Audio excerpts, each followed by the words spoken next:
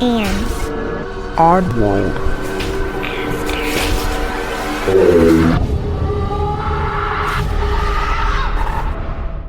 Hey oddballs, I'm your host Jensen, and welcome to episode 122. Happy almost Halloween. Tomorrow is Halloween, unless of course you're listening past Halloween or on Halloween. But yeah, we're gonna jump right in today because we have 4 updates to get through. And also, I want to say happy birthday to you spooky little October 30th babies. We're gonna read from the birthday book and get to know you. So here we go. Happy birthday. October 30th people tend to immerse themselves in projects and issues that affect their communities, often volunteering to participate in or organize school, club, or fundraising activities. Because these are active types who prefer to take charge of situations rather than stand idly by, they typically throw themselves wholeheartedly into the pursuit of common goals. In the process, enlisting the support of those around them and directing their cohorts with imagination and confidence. Possessing logical and progressive intellects, those born on this day understand innately that most ventures need to be supported by meticulous preparation. Thus, they pay special attention to even the most mundane issues of research and organization. They are friendly, sociable, and straightforward people who enjoy being with others and are rarely given to solitary pursuits. Given their socially oriented inclinations and interpersonal skills, October 30th people are particularly suited to teaching, the medical field, and the service industries.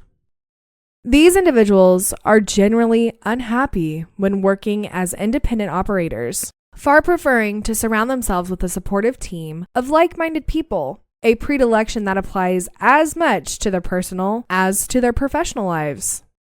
Their communal commitment is total, and therefore not only have a tendency to suppress what they may regard as selfish desires, but also to demand the same level of dedication from their colleagues, kith or kin, regardless of their personal inclinations. They come into their own as parents, devoting endless energy to encouraging their children's growth and interests. Their virtues are forward-thinking, responsible, organized. Their vices are demanding, repressed, lacking emotional balance. Happy birthday again to you October 30th babies. If this sounds like you or somebody that you know, as always, let me know. And we are going to move on to wrap up our updates on our poltergeist house. Here we go. This comes from elegant_ad_2603 on Reddit. So, Hurricane Beryl hit last Monday and left my community in pretty bad sorts. Many houses were damaged by trees and debris. Power was out for almost a week. Plus, there was a heat index of over 100 degrees Fahrenheit. It was absolutely miserable. At my house, we have a small generator that kept the fridge, fans, TV, and internet going. I occasionally turned on the portable AC when the heat became unbearable for the kids. Due to what had happened and what we were dealing with, the activity in the house fell as an afterthought. We were exhausted every day after each day, keeping kids cool, trying to find gas for the generator, all of the things. We did try for one night and take advantage of no power to see if we could get spikes on the EMF meter. And we actually got some pretty good spikes. We also tried to get EVP, and we didn't do anything with it or review it because we figured that the generator did no favors. However, that did not stop whatever is at our house from being noticed. On the second night of no power, I was going around the house locking doors. Now that I think of it, that's useless when you have windows open. Anyway, I walked into my bedroom to get a headlamp so I could refill the generator. I happened to look at the front door, and at the front door, there is a small window that is alongside the door. and I saw a dark figure walk in front of it. It was such a solid looking shadow that I thought someone broke in, and I ran to the front of the house. No one was there. Now, keep in mind, the only lights we had on were the lamps and the master being run by the generator. The rest of the house was dark, and the moonlight cast a soft glow in the rest of the windows. The second happening came over the weekend. Power just came on, and that night, all the energy drained from my wife and I. It was a sigh of relief. That night, the kids were back in their rooms sleeping, and I just passed out.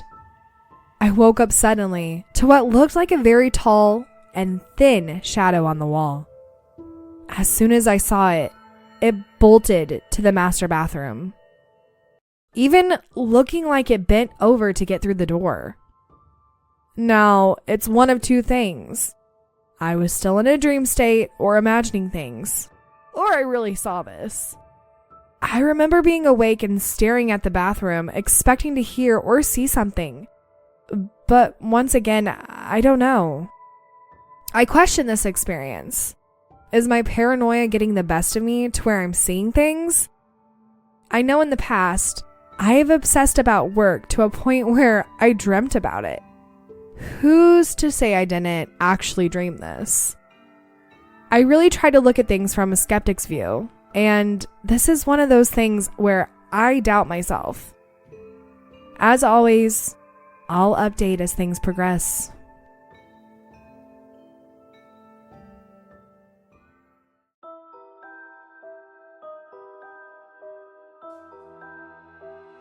This update won't be about my house. Although plenty has happened that deserves an update, this update will be about my neighbor that actually lives in between my two houses. A couple of months ago, my wife posted a picture that we thought was something paranormal standing outside of my son's room to a Texas paranormal page. To her surprise, a neighbor who is a friend reached out to her, saying she saw the picture and thought they could chat. She explained to my wife that she's been experiencing close to the same as us at her house, but it was one step further. She claimed that in her bedroom, she would hear whispers in her ear and feel like someone is touching her back when she would try to sleep. It all made her feel uneasy. Her daughter, who's at a young age, also claimed to have seen and heard things at her home. Now, to be forward, she knew nothing about the graveyard or the history of the land. So it was a shock to her when we told her about it. After a few weeks of talking back and forth and hearing the EVPs that we have gotten at our house, she invited us over to see what we could catch. Now, we are no ghost hunters, not even close. We still grapple to comprehend what happens at our house. We just use a voice memo app and run around our house looking like weirdos, hoping we catch something. We figure if we can help a friend with the limited knowledge and experience that we had, we would at least try. We came over armed with phones as recorders and cameras. We sat to have a chat, and she tells me what she's experienced as well as her daughter. Now, her daughter tells us of a story, what she knows of the ghost. And to be frank, I thought she was talking with an over-imagination. She was playing with dowsing rods and asking questions, saying the ghost's name was Lola. I do believe they are experiencing something, and didn't want to dismiss her claims completely. But my skeptic side came out, and I wondered how much was true of the story the child gave. Now, my own personal beliefs are that I don't know the validity of dowsing rods and detecting or conversations with the paranormal. I feel they can be easily manipulated, but those are my own thoughts. Anyway, we set up 3 phones. One was in her kitchen, recording a cat ball that lights up if it had been moved. One was recording audio that we took with us. and the other was acting as an EMF meter. Before the witch hunt comes out for me about the app on the phone, this app seems to do all right detecting EMF. I can put it near an LED light or something that is electrical that has no computer components in it, and it seems to detect it. Having worked on home automation for 17 years and using that experience, it seems legit to me. Here are the highlights of the investigation, as I don't want to bore you. We started in the area that seems to be the most active first, the master bedroom. We set the phones on the bed, and I had the homeowner ask questions that she wanted to ask. She asked if someone was touching her and if they were the ones trying to talk to her. After reviewing the audio, we found there were 2 responses. Yeah, for the first question, and yes, for the second question. They asked another series of questions, and at one point, the homeowner thinks she sees a shadow in front of the blue LED light in the master bath. So after a few minutes, we move into the bathroom, and we have the homeowner ask questions. Then tells us she heard footsteps on her second floor. We can also tell that at the same time, the young daughter was getting excited and wanted to ask her own questions. We say, why not? And she asks, Lola, are we best friends? During the review of the audio, we found right before she asked the question, a small whisper saying, Lola. We also find various whispers, but I can't discern what it's saying or even if it was the homeowner shushing the excited child. The last bit of evidence that is worth mentioning and is open for interpretation is an EVP caught in the living room. We were discussing a black cat with a white face that popped out of the dark and scared the crap out of me. Yes, I know, stupid. Anyway, in the recording, we hear a voice saying, "Shh, here I come." We tour the rest of the house and catch no other evidence.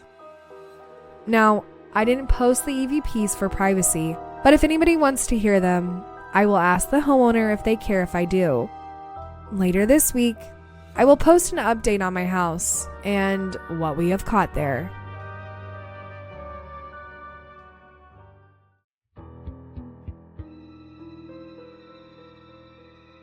So, anyone that has kept up with my story knows that we aren't strangers of things moving in my house.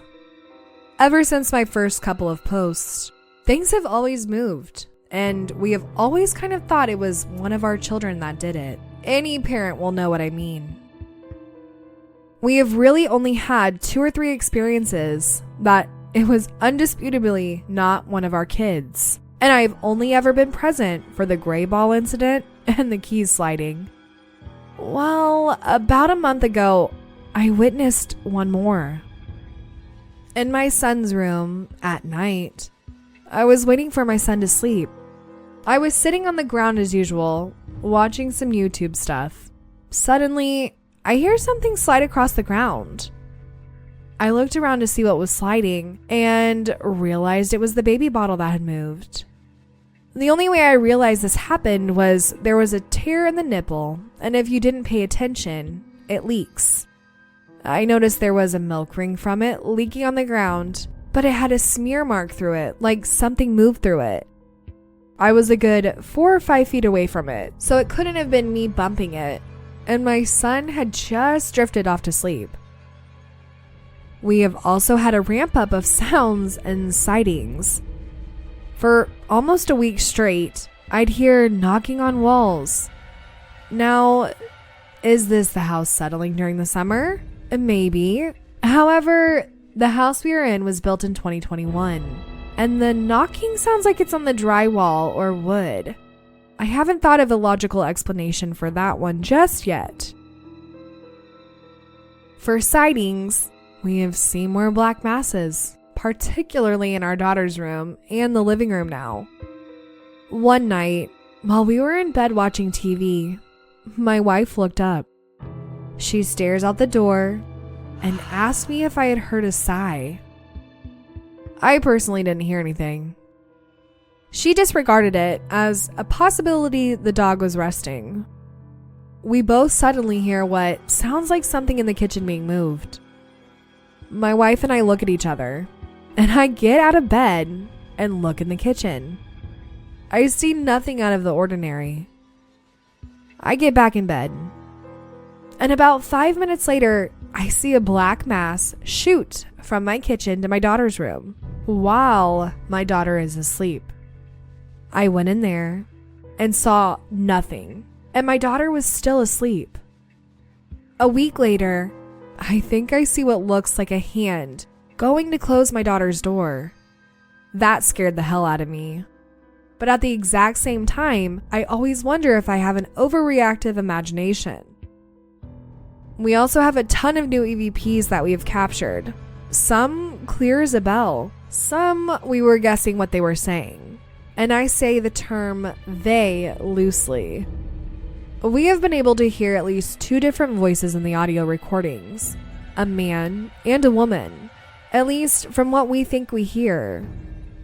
Last time we posted on Reddit, the recordings, for some reason, it said it was against its standards, so I need to find another way to upload them. What's interesting, you hear them say, "Hey," a lot, as if they're trying to get our attention, but we get a lot of direct responses. One day, we were discussing my son, and he had a cold at the time. In the background, you heard a voice saying, "He's sick." They now have said my name and my daughter's name. We have even brought up a relative, and in the background you hear, "Don't tell her." It's known this relative is a skeptic, and maybe they know that? I'm still trying to figure out how this all works. The last part of this is hearsay, as I wish I had proof. Anyone who gets to know me personally, I'm a smartass, and I'm very uncensored.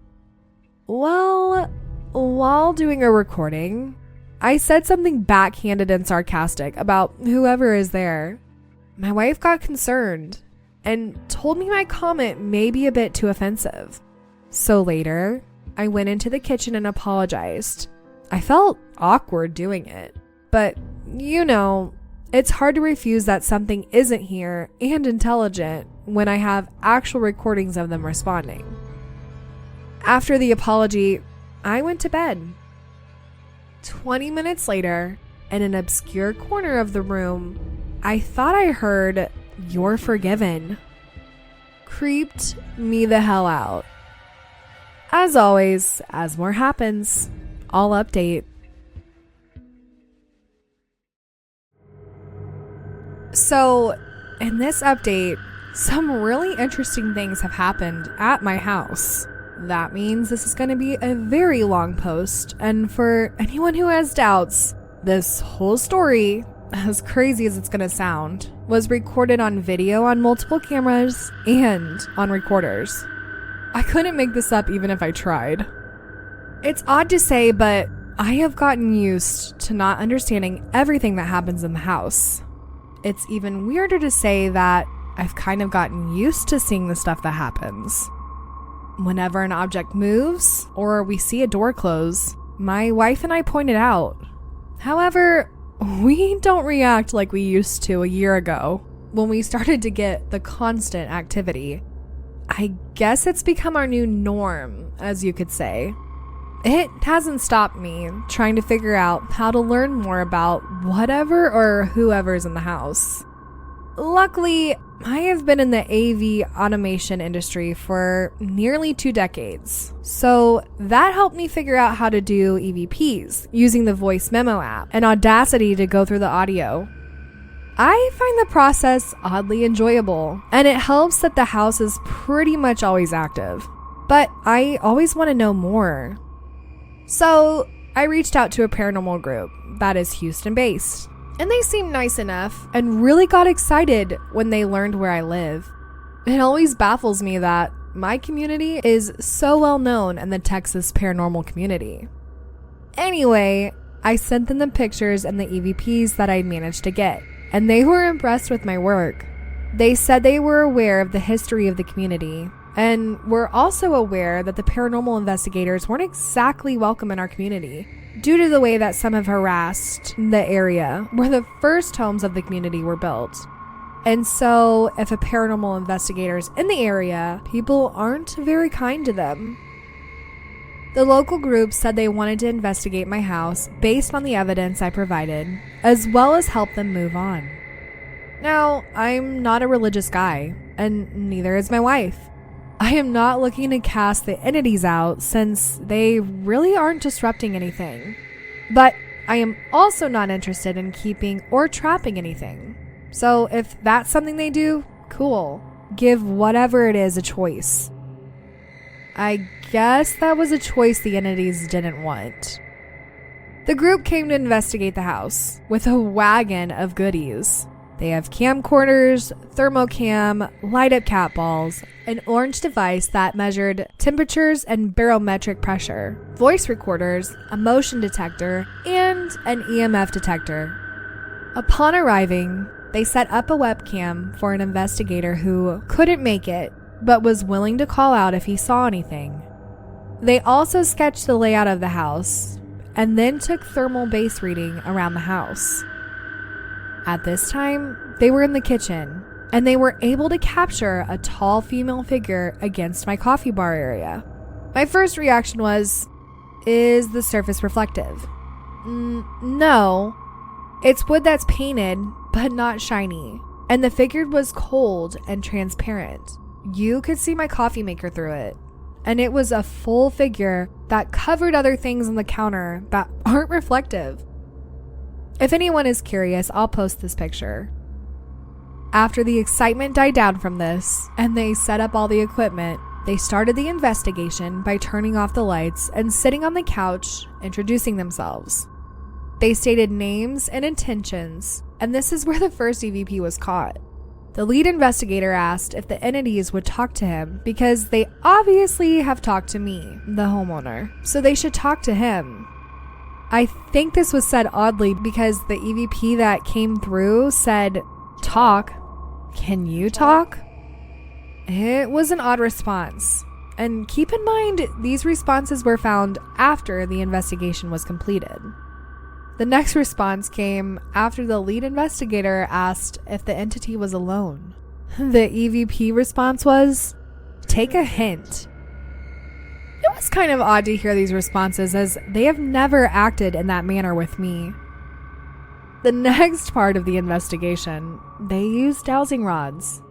I personally don't believe in them because there can be too much human influence, but at the same time, they do make me curious, as if you read my past posts at my neighbor's house, their little girl used them and had a name of the entity that was repeated in an EVP that was caught there, as well as they have been used to find water. So there might be a little merit there. I don't know. Anyway, the lead investigator asked a series of interesting questions, like how far their grave from the house was, is there more than 2 entities here? This is where the third EVP came into play and is interesting. A new voice I have never heard before very clearly said, "Yes." Now, it is to be said that the investigator was getting his own answers using the rods, and that answer matched up with the dowsing rods. The next question changed the whole dynamic of the investigation. He asked if they needed help moving on. The dowsing rods said yes. They stopped what they were doing. Come to find out, the dude that was on the webcam was an ordained minister. He immediately said a prayer, and it seemed they were convinced the ghosts were gone, and they were about to get ready to leave. I suddenly felt uneasy. It was like I was on caffeine and hadn't had anything to eat. Something felt wrong, and I never felt that way in my own investigations. The house matched the way I felt, and the orange thing, sorry, I don't know the technical name, registered that there had been a 6-degree drop in a 30-minute span. This orange thing had an SD card and spit out an Excel-like data sheet, and it told every minute of the temperature and pressure. This baffled the investigators because they eventually told me they were hoping they would be able to help me not have ghosts anymore by helping them move on, and I'd hopefully recommend them to the community. Then they could discreetly help others move on. I don't think there was a malicious act behind it. However, maybe if it was a negative motivation, my house didn't like that. After they felt the temperature change, they sat with me on the couch, wondering what to do. They discussed that now they may have created a floodgate into my house of entities looking to move on, and they needed to come back and figure out what to do. I am happy to report this didn't happen. The lead investigator almost looked defeated. It was really weird and almost awkward. He asked the priest on the webcam what he thought of the situation and what to do. The priest reminded him that I never asked for them to get rid of the ghosts, and I was only looking to make contact. Eventually, the lead investigator looked at me and was like, well, why don't we try and do the investigation the way you usually do it? I was like, okay. I told him the steps my wife and I took, and he said, well, lead on. He followed me with a camcorder. I took my phone and I started recording like I usually do. Now, keep in mind, I don't know the EVPs yet, so I don't know if the entities had left or moved on. So I was searching on what to say because what if? So I asked if Abigail, a name that has popped up over multiple EVPs, was still there. As we were in our kitchen, a single EVP of a familiar sounding voice says, Abigail, Abigail. I did the same thing in the playroom. I felt odd at the fact that I had no idea what had happened, and that really changed the questions I'd usually ask other than, are there new entities here? I used to just ask about the other EVPs I had caught in the past, and it gave me something at least to talk about. At this time, I caught another EVP that said my son's name. After the playroom, we went into my daughter's room. While everyone was perfectly still, the motion detector that was placed facing my daughter's room started going off. We started to ask questions, and it seemed the motion detector was acting randomly. So, can't say one way or the other if it was paranormal or not. However, on the recorder was a different story. There were two separate EVPs that say, get out. Whatever is here was mad, either at what happened or that they were mad that we were in the room, but they definitely weren't pleased. We moved to my son's room, but there was nothing that happened in there. And after this, the paranormal team packed up and left. I am happy to report that things have turned to our normal. The usual things that happen, and no more things out of the ordinary have happened. The house feels normal.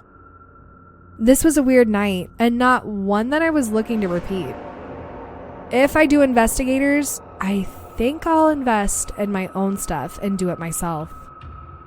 If you've made it this far, thanks for reading. I know this was a novel. I'll update you if anything new happens.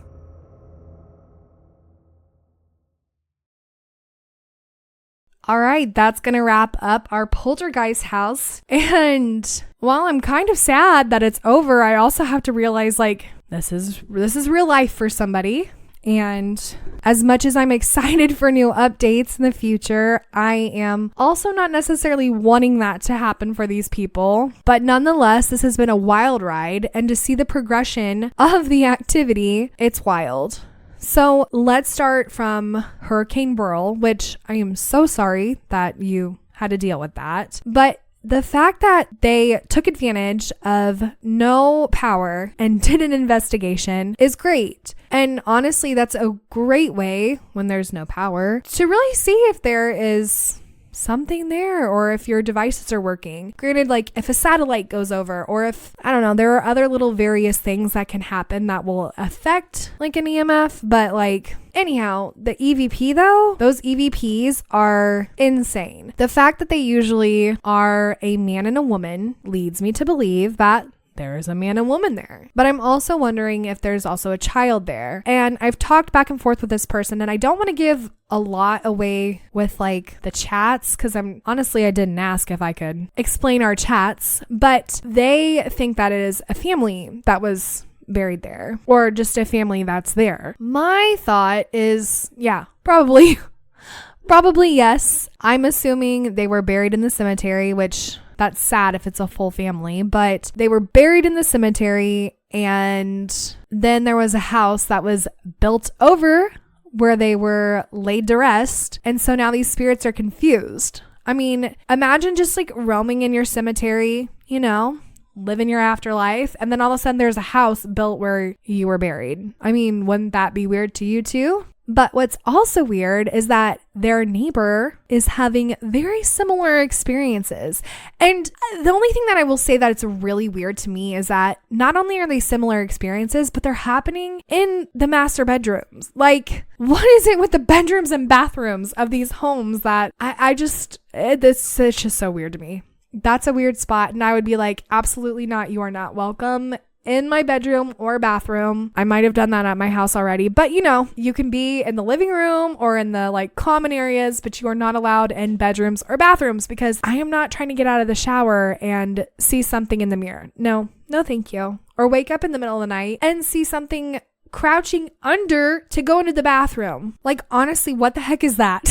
That one would really spook me, honestly. And since I am not in the paranormal realm, granted, I don't want to be right now, I don't know how spirits are like able to do that. Now, could it be a trick of the mind, or could this person have been in the dream state like they said? I mean, it's a possibility. It's not like that's not a possibility, but based off of the fact that they've seen other things, I don't know. Obviously, you cannot say definitively that that is paranormal. I'm not knocking it, and it sure is spooky. Now, I'm sorry if I'm jumping all over the place, but I really want to jump to the last update of the investigators coming, because as I was reading it, and this is not to throw shade on these investigators by any means whatsoever, but I could feel the awkwardness of the whole story. If I'm going to be honest, it feels like maybe this guy is trying to be the next Zach Bagans. Like, I'm really stretching there. Now I'm just being an ass. But I feel like this person is way too ramped up, which is fine. It's okay to be excited, but it's not okay to be almost not really disrespectful, but kind of disrespectful. I don't know. It really rubbed me the wrong way. And clearly it rubbed the spirits the wrong way. So yeah, I'm not surprised if anything in this investigation, as far as EVPs or video footage, like any of that goes, if anything pops up that seems malicious, because you pissed off the spirits. Like, I just don't understand pissing off spirits, because really, at the end of the day, if you believe this, spirits are literally just us on the other side. So why are we pissing off people? And quite honestly, this family is still living there. So don't piss off the spirits, because clearly these spirits have an okay thing going on with this family. They're just kind of like, hey, we're here. We might do some spooky shit here and there. But like, other than that, it's just not malicious. So I don't know. I just felt weird. I could just feel the weirdness from this whole investigation. And yeah, but the orange thing that these investigators used is called an EDI meter. I have one, and it's just chilling in the drawer next to me, honestly. And it's pretty cool. It does all the things that this person mentioned, and also it detects vibration, which is one of the coolest things, I personally think. The fact that there's an SD card and you can take it out and like line it up with the footage, like I don't know. It's a really cool little device. But then there were like cat balls, which I have those too. Those are fun. Although my son has kind of taken all of mine. So they're great for kids too, if you wanted to know. But the thing that like just like this person, trips me up are the dowsing rods. And I was actually talking to my dad about these over the weekend, and I was telling him how I'm not a huge believer in dowsing rods because I know that like I could manipulate them if I wanted to. Now, I would never intentionally do that if I had a set of dowsing rods. I'm going to tell you right now because that's just not the person I am. But when I watch other people do it, it's just kind of like one of those, I don't know how I feel. Like I don't fully believe it. Now, my dad is a huge skeptic and he works on construction sites. And right now he's working on one and someone used like a form of a dowsing rod, as in they made it real quick themselves, to detect things that were in the ground because they need to know where, I don't know, I guess certain lines and stuff were for construction. Okay, don't hold me to it. I don't know what the hell I'm actually talking about, but I know that there's stuff underground that they didn't want to hit that this person was trying to find with these dowsing rods. And the thing of it is that there were no markers at all. No indication of where these lines and things were under the ground. There was no building around there. Like literally there was nothing. They were in the middle of like a field. But anyhow, this guy was able to map out all of the lines based off of the dowsing rods that he had in his hand. And my dad was just like baffled by it because he didn't believe in dowsing rods either. And so I don't know, there's some truth behind the dowsing rods. I just think whoever the holder is, I would just have to have at least 2 other pieces of evidence to kind of confirm what the dowsing rods are saying when used in an investigation. But that's my 2 cents on dowsing rods.